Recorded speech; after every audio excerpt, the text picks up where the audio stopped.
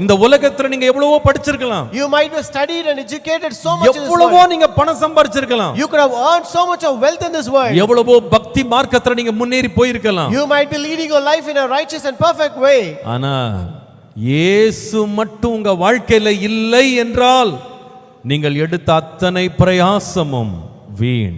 But if your life is devoid of Jesus, all the labors that you have taken is in vain. பரலோகத்திற்கு போகிறதற்கு ஒரே ஒரு வழி இயேசு மட்டுமே. Only way to heaven is Jesus alone. இயேசுவிடத்துல நித்தியத்திற்கு போய் சேர்றதுக்கு ஆலோசனை கேட்டவங்களுக்கு சொன்ன ஆலோசனை என்னை பின்பற்றி வா. Unto the one who asked counsel, what is the way to eternal life? The only counsel given by Jesus is follow me.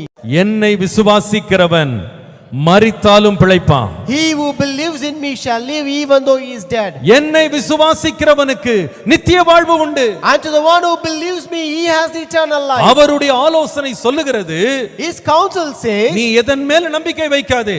don't trust anything. உன் பணத்தை நம்பாத. You don't trust your riches. உன் புண்ணியங்களை நம்பாத. You don't trust your righteousness. உன் மதத்தை நம்பாத. You don't trust your religion. உன்னுடைய எந்த கிரியை நம்பாத. You don't trust any of your works. என்னை பின்பற்றி வா. You follow me. என்னை பின்பற்றி வா. Follow me. என்னை பின்பற்றி வா. Follow me. நித்திய வாழ்வை நீ பெறுவா. You will attain the eternal life.